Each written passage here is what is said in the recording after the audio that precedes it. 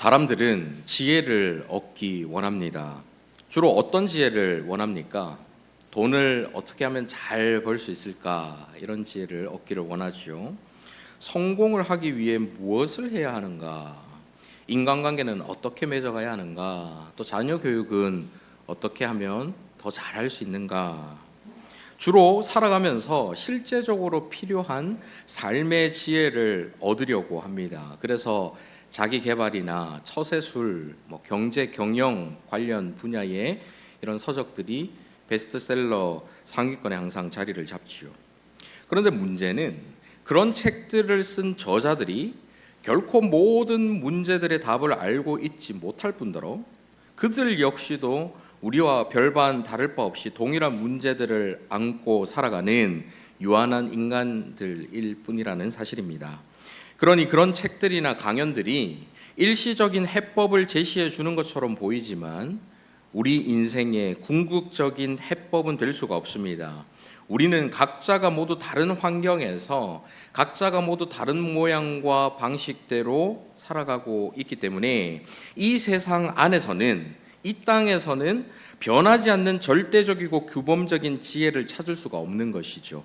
모든 사람들에게 꼭 맞는, 모든 사람에게 적용될 수 있는 규범적인 지혜, 규범이 되는 지혜를 이 땅에서는 찾기가 어렵습니다. 그렇다면 우리는 인생을 어떻게 살아야 하는지에 대한 지혜, 즉 삶의 기준과 삶의 규범이 되는 지혜를 찾을 수는 없는 것일까요? 그런 지혜가 없다면 우리 인생이 너무 막연하고 또 혼란스러울 것입니다. 창조주 하나님께서는 우리 인생을 바르게 살 수 있는, 말하자면 인생 사용 설명서를 마련해 주셨습니다. 그것이 바로 하나님의 말씀인 성경입니다.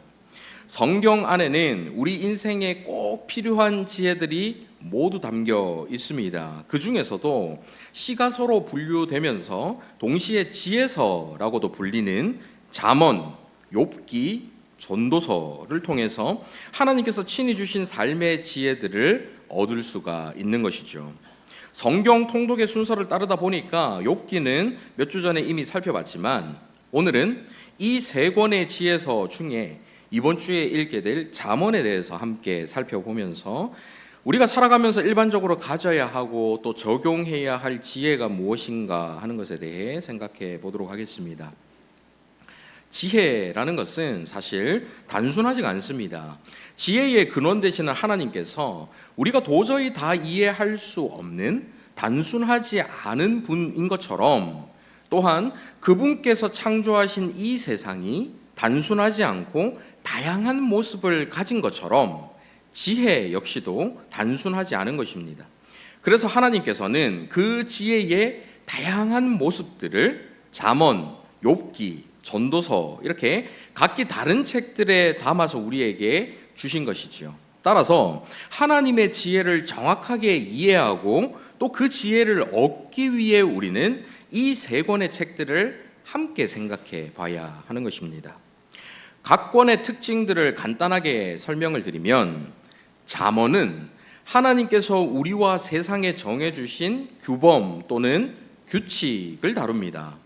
이 세상에는 아침에 해가 뜨고 저녁에 해가 지는 것처럼 또 봄, 여름, 가을, 겨울 사계절이 순서대로 이어지는 것 같이 누구나 경험할 수 있고 잘 변하지 않으면서 계속해서 반복되는 정해져 있는 규칙이 있습니다. 이와 같이 하나님께서 정하신 우리의 삶의 일반적인 원리, 일반적인 규칙을 담은 책이 바로 잠언이지요. 이러한 규범이나 규칙은 잘 변하지 않고 반복된다라는 특성이 있기 때문에 예측이 가능합니다. 우리가 미리 어떤 일이 일어날 것인지, 이렇게 하면 어떻게 될 것인지 이런 것들을 예측하는 것이 가능하고 그것에 맞춰서 우리가 따라 살아갈 수가 있는 것이죠. 항상 같은 패턴으로 이루어지기 때문입니다. 이러한 잠언의 지혜는 인과응보, 곧 뿌린 대로 거둔다라는 이 원리가 그 중심에 있습니다. 따라서 이 지혜에 의하면 정해진 규칙을 잘 알고 그 규칙대로 지키면서 살아갈 때는 복을 받고 그렇지 않으면은 어려움을 겪게 되는 것이죠. 그런데 앞서 언급드린 것처럼 지혜라는 것이 단순하지 않고 우리의 인생 역시 단순하지가 않습니다. 대체적으로는 인과응보, 뿌린 대로 거두는 이 원리가 적용이 되지만 살아가다 보면 때로는 선을 행했는데도 불구하고 악한 결과를 얻게 되거나 악을 행하지 않았는데도 불구하고 고난을 당하거나 어려움을 겪기도 합니다. 말하자면 예외가 있다라는 것이죠. 그 예외에 대한 이야기가 바로 욥기인 것입니다. 욥기는 잠언에서 말하는 이 인과응보의 원리가 모든 경우에 다 적용될 수 없고 하나님께서 하시는 일을 그 원리 안에 제한해서는 안 된다라는 메시지를 담고 있습니다. 이러한 비슷한 메시지가 비슷하지만 조금 다르지만 비슷한 메시지가 전도서에서도 같이 담겨져 있죠. 즉 의인도 고난을 당할 수 있고 인간이 그 이유를 다 헤아릴 수 없지만 하나님께서는 모든 원리를 초월해서 존재하시는 절대자시다라는 사실을 욥기에서 드러내고 있습니다. 잠언이 모든 인류를 포함하는 일반적인 원리, 일반론을 말할 때에 이 욥기는 욥이라는 한 개인을 통해서 예외도 있다라는 것을 알려주고 있습니다. 지혜란 무엇인가? 라는 제목의 책에서 송민원 교수는 잠언을 규범적인 지혜다 이렇게 분류를 하고 있고 욥기와 전도서를 반성적 지혜다 이렇게 분류를 하고 있습니다. 이 두 지혜의 차이점에 대해서 아주 와닿는 비유로 설명을 하고 있는데요. 그 비유를 좀 인용해서 말씀드리면 우리가 자동차 운전을 처음 배울 때에 자동차의 조작법이나 아니면 도로교통법 같은 이런 일반적인 규칙, 즉 규범들을 먼저 배워야 합니다.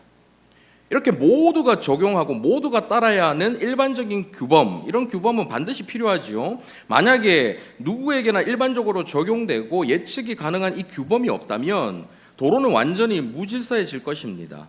다른 사람들도 똑같이 이렇게 행동할 것이다, 이 규범에 따를 것이다라는 믿음이 있어야 우리가 자동차를 끌고 밖으로 나갈 수가 있겠죠. 그런데 그런 일반적인 규범이 없으면 우리가 두려워서 어떻게 밖을 나갈 수 있겠습니까? 하지만 실제 운전면허증을 따고 도로로 나가면 이 규범을 벗어나거나 규범에서 다 다루지 못한 수많은 예외 상황들이 발생합니다. 그 예외 상황들이 발생할 수 있다라는 것을 인정하고 미리 대비를 하면서 안전하게 또 방어적으로 운전을 하는 것도 우리에게 반드시 필요한 지혜인 것이지요. 여러분, 이 두 지혜의 차이점을 이해하시겠습니까? 우리 인생도 마찬가지입니다. 우리 인생에는 하나님께서 정해주신 규범적 지혜가 반드시 필요합니다. 그래서 일반적으로 우리가 어떻게 살아가야 하는가, 이런 것에 대한 지혜가 필요하지요. 또 그 지혜를 따라 살아야 합니다. 하지만 인간의 타락으로 인해서 일그러지고 뒤틀린 이 세상은 정해져 있는 방식대로만 흘러가지 않습니다.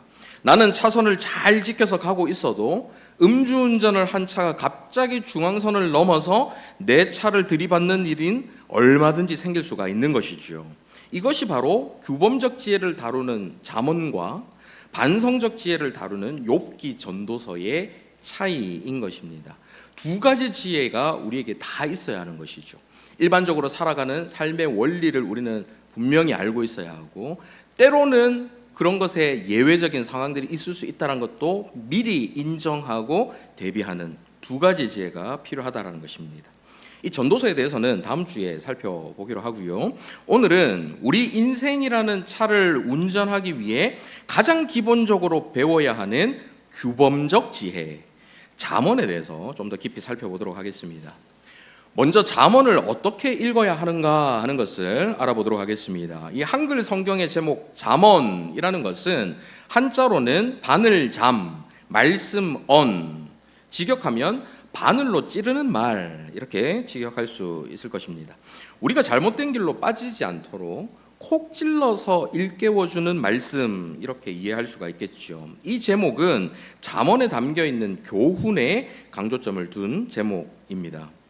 잠언의 히브리어 원어는 마샬이란 단어인데요, 이 단어는 격언, 속담, 비유 이런 뜻을 담고 있고 동사용으로는 비슷하다, 비교하다, 또한 다스리다 이런 뜻까지 담고 있는 단어입니다. 곧 추상적인 진리에 대해서 구체적인 신뢰를 들어서 은유와 비유로 설명하는 격언이나 속담들의 모음집 이렇게 이해할 수가 있습니다.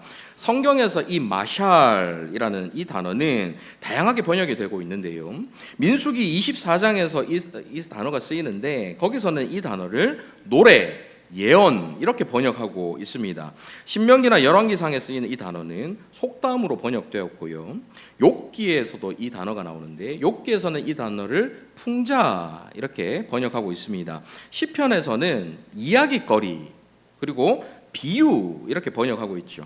이렇게 하나의 단어를 여러 형태로 번역하고 있다는 것은 이 단어의 의미가 단순하지 않고 입체적이다라는 의미, 그와 동시에 이 단어를 표현할 수 있는 마땅한 적절한 우리말이 딱 하나로 정해져 있지 않다라는 것을 의미하는 것이죠. 이 단어 안에 여러 가지 의미들이 복합적으로 담겨져 있기 때문에 이 단어를 우리말로 표현할 수 있는 딱 한 단어로 표현하기가 어렵다라는 것입니다.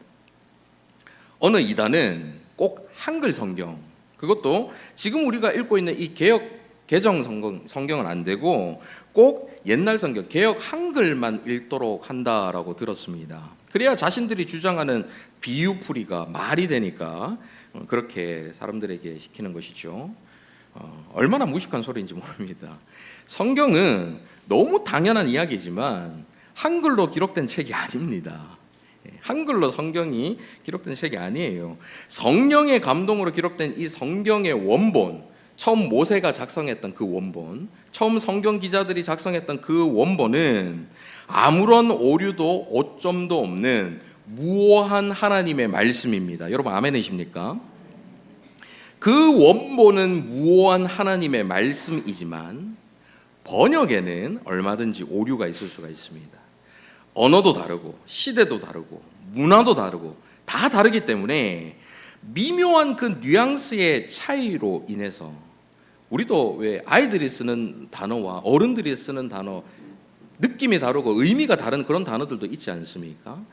같은 문화권 아래 같은 시대를 살아가도 이렇게 다른데 다른 문화권에서 다른 언어로 쓴 그 단어를 완벽하게 우리가 느끼는 정서로 우리가 생각하는 뉘앙스로 옮기는 것이 쉽지가 않지요. 그래서 그런 차이로 인해서 또한 번역가의 해석상의 오류로 인해서 충분히 번역본에는 오류가 있을 수 있는 것입니다. 그렇기 때문에 성경을 읽을 때에 특별히 이해가 잘 되지 않거나 다른 구절과 배치되고 모순이 있는 것처럼 보이는 구절이 만약에 있다면 가장 좋은 방법은 원어를 보는 것이겠죠. 하지만 원어를 우리가 술술 읽는 것이 현실적으로 쉽지 않기 때문에 반드시 여러 번역본들을 참고해야 합니다.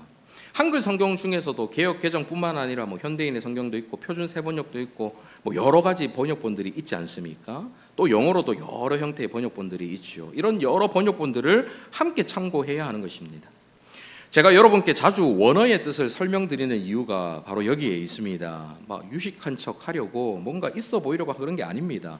저도 사실 원어 잘 모르거든요.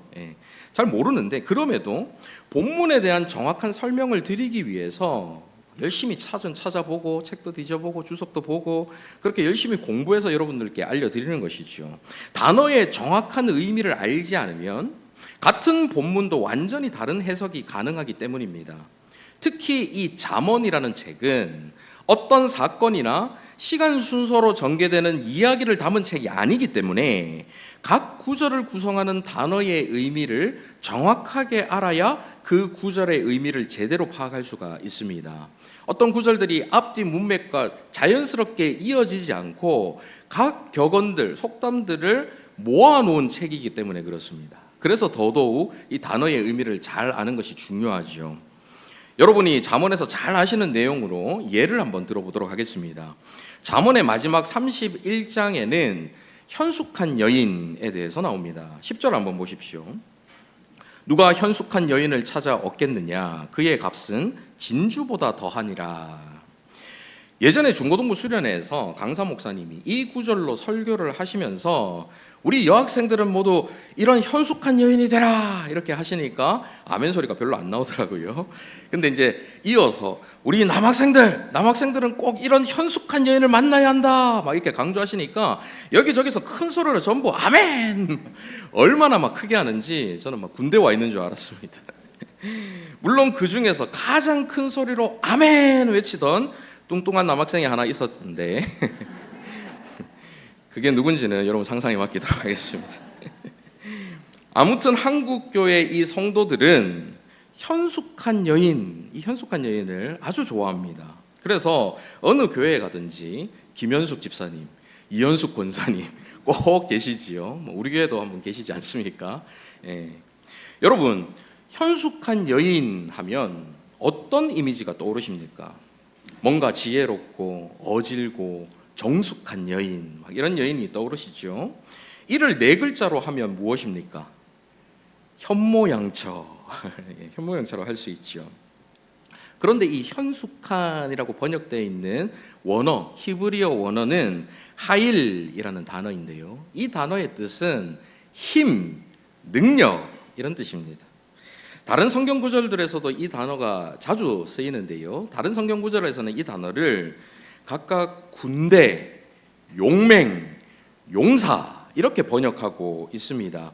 룻기에서도 이 단어가 나오는데 룻기에서 룻을 설명하면서 나오는 단어가 아니고 보아스를 가리켜서 유력한 자다 이렇게 표현하고 있잖아요. 이 보아스가 유력한 자, 이 유력한이라는 이 단어가 바로 이 단어입니다. 즉 어떤 여성적인 성품, 그런 온화하고 어질고 정숙한 그런 성품을 뜻하는 것이 아니라 유능하게 일 잘하고 힘 있는 능력을 의미하는 단어가 바로 이 단어입니다. 우리가 일반적으로 생각하는 다소곳한 현모양처의 모습과는 거리가 있다라는 것을 알 수가 있지요. 실제로 잠언 31장에서 이 현숙한 여인에 대해서 설명하고 있는 내용들을 살펴보시면 막 밭을 잘 갈고 막 일을 잘 시키고 막 이렇게 다소곳하게 뭐 바느질만 하고 이런 게 아니라 막 농사일도 막 잘하고 이렇게 유능한 이미지를 드러내는 것을 볼 수가 있습니다.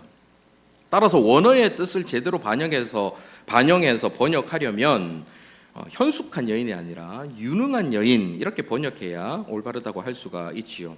이렇게 단어의 뜻 자체가 조금 다르게 번역된 구절들이 성경에는 한 번씩 나타나는 것을 볼 수가 있습니다. 이렇게 다르게 번역된 구절이 있는가 하면 또한 오해를 일으킬 만한 번역들도 있을 수가 있습니다. 잠언 17장 8절 한번 보십시오. 같이 한번 읽어보실까요? 시작. 뇌물은 그 임자가 보기에 보석 같은지 그가 어디로 향하든지 형통하게 하느니라. 여러분 이 구절을 딱 처음 읽으셨을 때 어떤 느낌이 드십니까? 이 뇌물에 대해서 지금 긍정적으로 묘사하고 있는가? 부정적으로 묘사하고 있는가? 얼핏 보면은 한 번에 확 와닿지는 않지 않습니까? 또 잘못 읽으면 이 뇌물에 대해서 보석하고 같이 이렇게 얘기하고 보석은 좋은 거잖아요. 그리고는 그가 어디로 향하든지 형통해 하느니라. 뇌물이 형통하게 만들어준다 그러네. 이러니까 나도 뇌물을 좀 바쳐야 되겠다.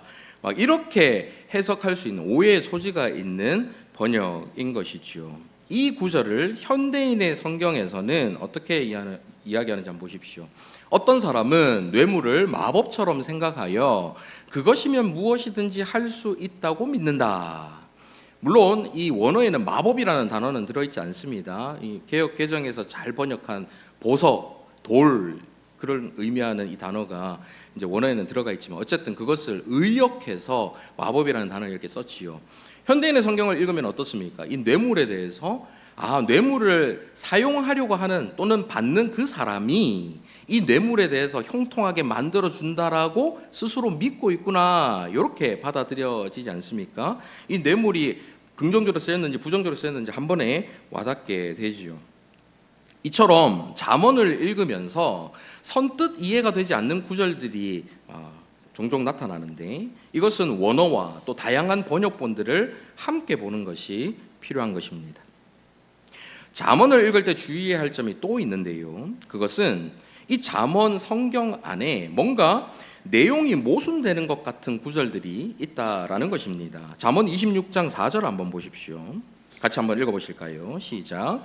미련한 자의 어리석은 것을 따라 대답하지 말라. 두렵건대 너도 그와 같을까 하노라. 이어서 5절도 한번 보십시오. 같이 읽습니다. 시작. 미련한 자에게는 그의 어리석음을 따라 대답하라. 두렵건대 그가 스스로 지혜롭게 여길까 하노라. 아니 4절에서는 미련한 자의 어리석은 것을 따라 대답하지 말라라고 나오고 있고 5절에서는 미련한 자에게 그의 어리석음을 따라 대답하라 이렇게 또 나오고 있습니다. 이거 어느 장단에 춤을 춰야 돼? 막 이런 생각을 하실 수도 모르겠는데요.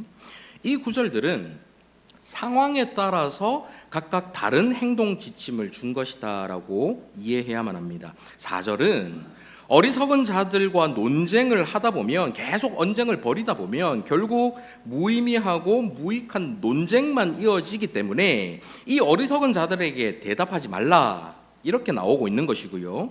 5절은 어떤 상황에서는 이 명확한 답을 그들에게 주지 않으면 이 어리석고 미련한 자들이 마치 자기들의 말이 옳다고 여기고 자기들이 바르다고 여기고 그렇게 자기들이 지혜롭게 잘못 여기고 오해하고 착각할 수 있기 때문에 그들에게 명확한 답을 줘야 할 때는 꼭 줘야 된다 이런 의미를 담고 있는 것입니다. 두 구절이 서로 모순되는 게 아니라 각 상황에 맞춰서 다른 행동 지침을 주고 있는 것이죠. 이처럼 잠언은 어떤 상황에서 어떤 또 것을 의도하고 또 무엇을 강조하느냐 또 무엇을 위해서 교훈하고 있느냐 이런 것들을 주의 깊게 살펴보면서 해석하고 읽어야 하는 책인 것입니다. 자, 이제 오늘 본문을 중심으로 잠언의 핵심 주제가 무엇인지 한번 살펴보도록 하겠습니다. 오늘 본문 1절을 한번 보십시오. 다윗의 아들 이스라엘 왕 솔로몬의 잠언이라.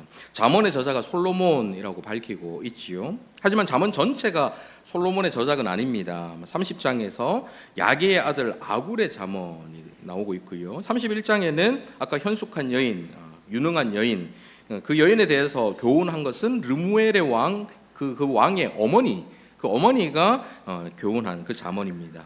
사실 잠언의 저자가 누구인지 그렇게 크게 중요한 것은 아닙니다. 그보다 더 중요한 것은 이 책이 시대와 문화를 초월해서 동일하게 반복되는 우리 인생의 현실을 여실히 반영하고 있다라는 사실, 그리고 그 삶에 대한 기본적인 지침이 되는 하나님의 지혜를 담고 있는 책이다 하는 사실이 더 중요한 것이죠. 오늘 본문 2절부터 6절까지는 잠언의 기록 목적이 무엇인지 설명하고 있는데요. 2절부터 4절까지 함께 읽어보도록 하겠습니다. 시작. 이는 지혜와 훈계를 알게 하며 명철의 말씀을 깨닫게 하며 지혜롭게 공의롭게 정의롭게 정직하게 행할 일을 대하여 훈계를 받게 하며 어리석은 자를 슬기롭게 하며 젊은 자에게 지식과 근신함을 주기 위한 것이니. 지혜, 훈계, 명철, 지식, 근신함 이런 것들을 얻기 위해서 잠언이 기록되어 있다라고 나오지요. 여기서 비슷한 단어들이 나열되고 있는데 이 단어들이 각각 어떤 차이가 있는지 일일이 다 분석해 볼 수도 있겠지만 그보다는 이런 단어들이 포괄하고 있는 공통적인 개념이 무엇인가 그것에 대해서 아는 것이 잠언을 이해하는 데 훨씬 더 도움이 됩니다. 이 모든 단어들, 비슷한 단어들이 공통적으로 포괄하고 있는 개념은 바로 지혜입니다. 잠언은 참 지혜가 무엇인가, 그리고 그 지혜를 소유한 자들이 어떤 삶을 살아야 하는가 하는 것을 보여주는 책이지요. 지혜라고 번역된 호크마라는 단어는 과학적 지식, 객관적 사실, 그런 거에 대한 이해, 철학적 통찰 이런 것들과 구별되는 의미입니다. 그것은 이 지혜라는 것은 하나님께서 어떤 분이신가, 또 하나님께서 우리에게 무엇을 요구하시는가, 하나님과 우리의 관계는 무엇인가 등과 같은 하나님을 아는 지식, 그것을 의미하는 것이고 그 지식을 바탕으로 세상의 모든 지식을 이해할 수 있는 능력을 의미하는 것이죠. 이 지혜는 결정적으로 위로부터 곧 하나님께로부터 오는 지혜인 것입니다. 그 지혜를 알기 위해 잠언을 기록했다라고 말씀하고 있는 것이죠. 그렇게 잠언의 기록 목적을 밝히고 나서 본문 7절에서는 잠언 전체의 핵심 주제가 나오고 있습니다. 함께 읽어보겠습니다. 시작. 여호와를 경외하는 것이 지식의 근본이거늘 미련한 자는 지혜와 훈계를 멸시하느니라. 여호와를 경외하는 것이 지식의 근본, 즉 참된 지혜라는 것이죠. 동일한 말씀이 잠언 9장 10절에서도 반복되는데요. 같이 한번 읽어보실까요? 시작. 여호와를 경외하는 것이 지혜의 근본이요 거룩하신 자를 아는 것이 명철이니라. 여호와를 아는 것, 하나님을 아는 지식, 그것이 지혜이고 그 지혜의 근본, 시작이 되는 것은 여호와를 경외하는 것이다. 그렇다면 여호와를 경외하는 것이 왜 지식과 지혜의 근본이 되는 것일까요? 먼저 여기서 하나님에 대해서 잠언 기자가 여호와라는 이름으로 부르고 있는 것을 주목해 봐야 합니다. 이 여호와라는 이름은 사전적으로는 스스로 있는 자라는 뜻입니다. 하나님께서 친히 알려주신 이름이죠. 하나님께서 이스라엘 백성들과 더불어서 언약을 맺으시고 그 언약을 신실하게 지키신다라는 것을 강조할 때 주로 사용된 이름이 바로 여호와라는 이름입니다. 이어서 경외라는 말은 이 문자적으로는 두려워하다, 떨다라는 의미가 담겨있는 원어 단어에서 왔는데요. 하지만 무서운 존재에 대한 부정적인 공포감을 의미하는 것이 아니라 압도적인 하나님의 그 영광 앞에서, 하나님의 그 위대하심 앞에서 꼬꾸라져서 그 앞에 꿇어 엎드려 거룩한 두려움을 갖는 것, 그리고 그 두려움뿐만 아니라 그 압도적인 영광과 위대하심 앞에 경건한 존경심과 공경심을 나타내는 것, 이것이 바로 경외라고 할 수가 있는 것이죠. 지혜의 근본이다 할 때 근본이라는 말은 시작이라는 의미입니다. 성경을 시작하는 창세기 1장 1절에서 태초에라는 단어가 이 같은 단어입니다. 시작하는 그런 의미를 담고 있는 것이죠. 그러면 여호와를 경외하는 것이 지혜의 근본이다라는 말은 무슨 뜻이 됩니까? 스스로 계신 여호와 하나님, 그 하나님께서는 모든 생명과 존재의 근원이 되시고 천지를 창조하신 하나님이 그분의 놀라운 지혜를 따라서 만물을 다스리시고 친히 언약을 맺으신 백성들을 신비로운 섭리로 돌보십니다. 그리고 그 백성들이 하나님이 되셨죠. 그 여호와 하나님 앞에 두렵고 떨림으로 존경하고 공경하는 마음으로 하나님께서 하나님 되심을 인정하고 그분을 신뢰하는 것, 그분을 믿고 따르는 삶, 그것이 바로 모든 지혜의 시작이다라는 말이지요. 좀 길게 설명을 드렸지만 이것을 쉽게 말씀드리면 지혜를 소유한 언약 백성의 삶은 여호와 하나님을 경외하는 삶이다라는 것입니다. 그런데 이와 반대되는 미련한 자는 어떻게 행합니까? 7절 하반절 한번 보십시오. 미련한 자는 지혜와 훈계를 멸시하느니라. 그들은 여호와를 경외하지 않고 지혜와 훈계를 멸시합니다. 업신여깁니다. 무시합니다. 얕봅니다. 잠언에서는 이렇게 지혜 있는 자하고 미련한 자 또는 어리석은 자를 대비하면서 나타내고 있는 것이죠. 여기에서 심각한 문제가 있습니다. 저와 여러분은 지혜 있는 자입니까? 미련한 자입니까? 저와 여러분은 지혜 있는 자 쪽에 가깝습니까? 어리석은 자 쪽에 가깝습니까? 잠언 8장 13절 한번 보십시오.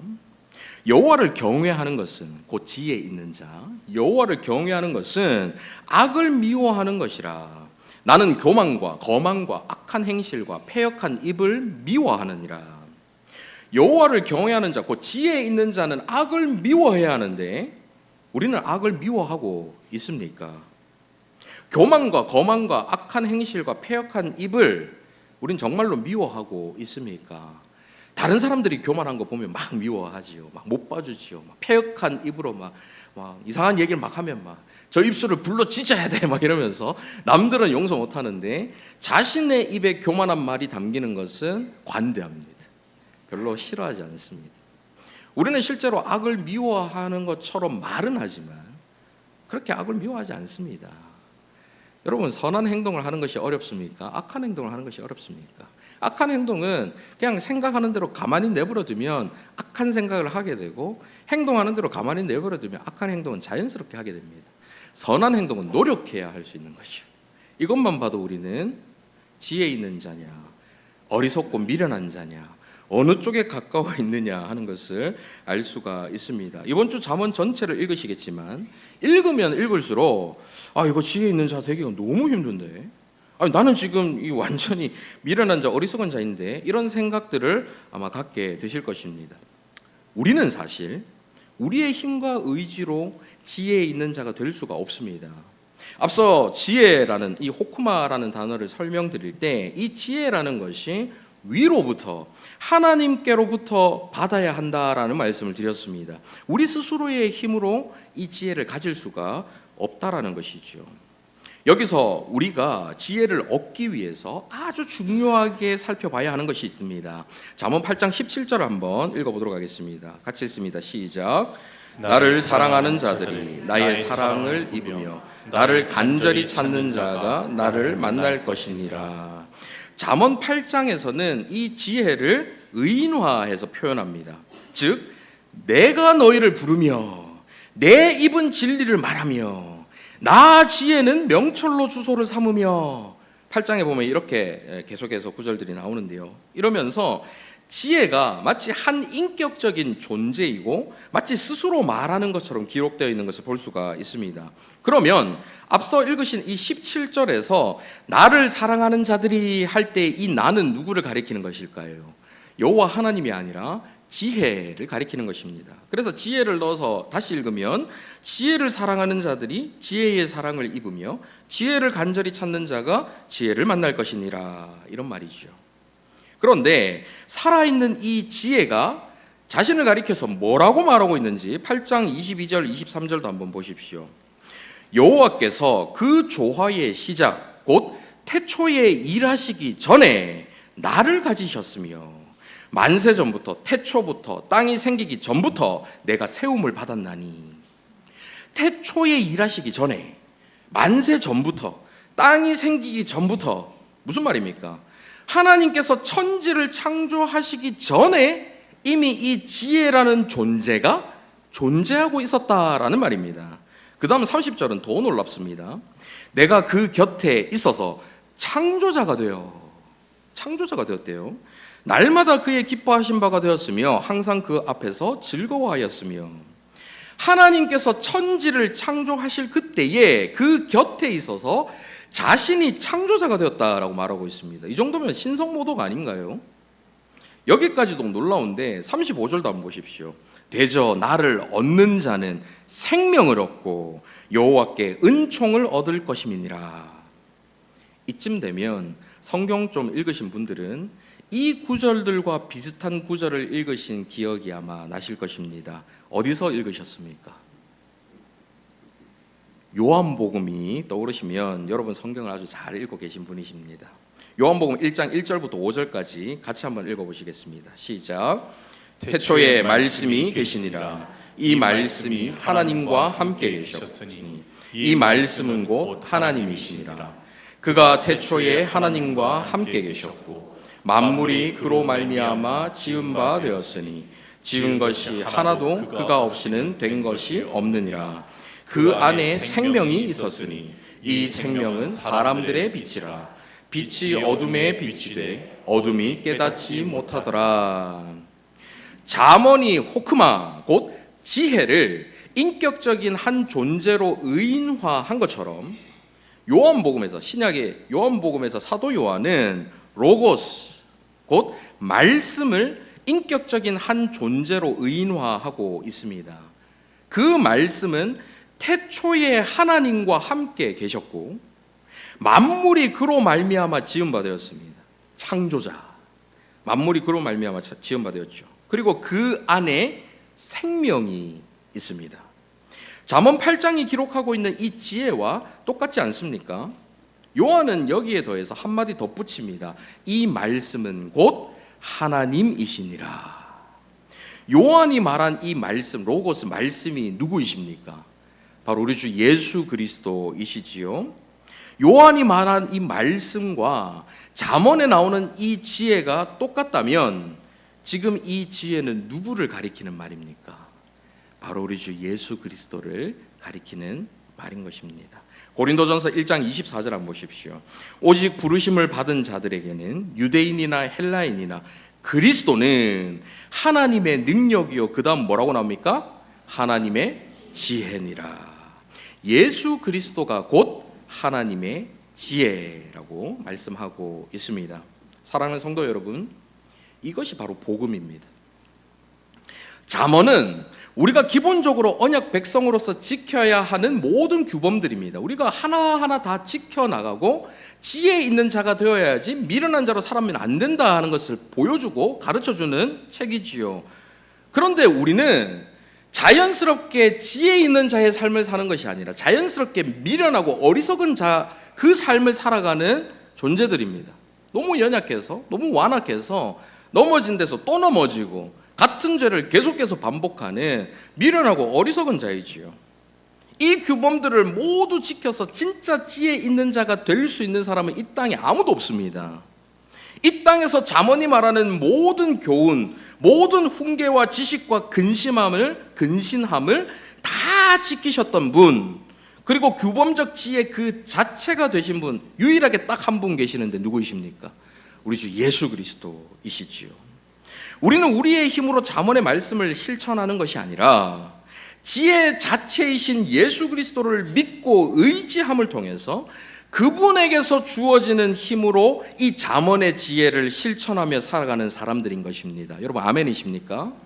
그래서 우리를 가리켜 그리스도인, 그리스도를 따르는 사람, 그리스도인이라고 부르는 것이지요. 이제 말씀 맺겠습니다. 사람들은 모두 지혜 얻기를 원합니다. 자식들이 지혜 있는 자들로 자라기를 원합니다. 여러분은 어떤 지혜를 갖기 원하십니까? 우리의 자녀들에게 어떤 지혜를 물려주기를 원하십니까? 돈을 잘 벌고 이 땅에서 성공하고 유명해지고 그런 지혜를 전수하기를 원하십니까? 우리가 가져야 하고 자녀들에게 반드시 가르쳐야 할 참된 지혜는 여호와를 경외하는 것에서 시작합니다. 하지만 지혜 있는 자가 되어서 여호와 하나님을 경외하는 삶을 살아가는 것, 곧 악을 미워하고 지혜롭게, 공의롭게, 정의롭게, 정직하게 살아가는 것은 결코 우리 스스로의 힘으로 온전히 실천할 수가 없습니다. 지혜 그 자체 되시는 예수 그리스도를 믿고 붙들고 의지할 때에 여호와를 온전히 경외했던 그분 안에 충만하게 임했던 그 지혜가 우리 가운데로 전해져서 우리를 충만하게 채우게 되는 것이지요. 생명을 얻게 하는 참된 지혜, 이것을 우리는 얻어야 하고 이것을 우리 자녀들에게 전수해 주어야 하는 것입니다. 무지하고 어두운 우리에게 지혜의 빛을 비추어 주셔서 생명의 길을 걷게 하는 하나님의 지혜, 곧 예수 그리스도와 함께 지혜 있는 자의 복된 삶을 살아가는 저와 여러분 다 되시기를 간절히 바랍니다. 아멘. 말씀을 생각하며 함께 찬양했으면 좋겠는데요. 예수 우리들의 밝은 빛 함께 고백하시겠습니다.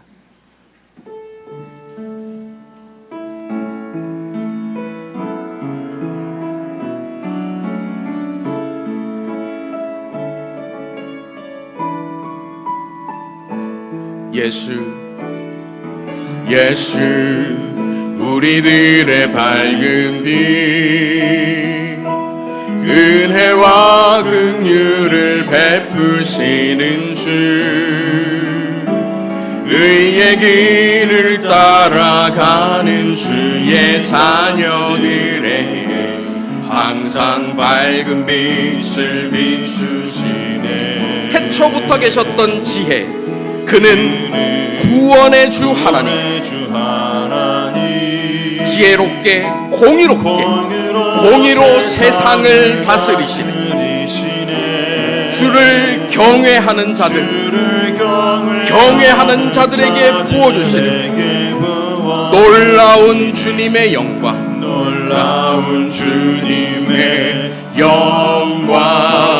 하늘에서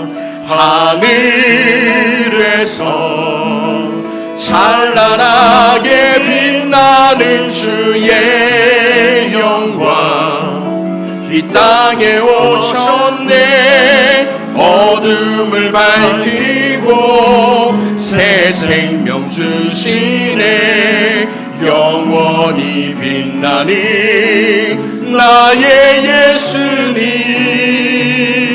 높이 영광과 찬양 받으실 그 이름 경배합니다. 슬픔을 거두고 내게 자유 주시네. 기쁨의 노래를 영원한 나의 빛 예수께. 예수 우리들의 밝은 빛, 예수 우리들의 밝은 빛, 은혜와 긍휼을 베푸시는 주, 은혜와 긍휼을 베푸시는 하나님의 지혜의 길, 그 의의 길을 따라가는 주의 자녀들에게 항상 밝은 빛을 비추시네. 창조주 되시는 그분, 그는 구원의 주 하나님. 지혜와 공의로, 의와 정직으로, 공의로 세상을 다스리시는 분, 주를 경외하는 자, 거룩한 두려움과 경건한 존경심으로 주님을 높여드리는 그 경외하는 자들에게 주님의 영광을 보여주시는 분이십니다. 하늘에서 찬란하게 빛나는, 하늘에서 찬란하게 빛나는 주의 영, 말씀이 육신이 되어, 지혜가 육신이 되어 이 땅에 오신 분, 그를 얻는 자에게 생명이 있으리라. 우리에게 생명 주시는 그분을 찬양합니다. 나의 예수님 높이 영광과 찬양 받으실 그 이름 경배합니다. 슬픔을 거두고 내게 자유 주시네.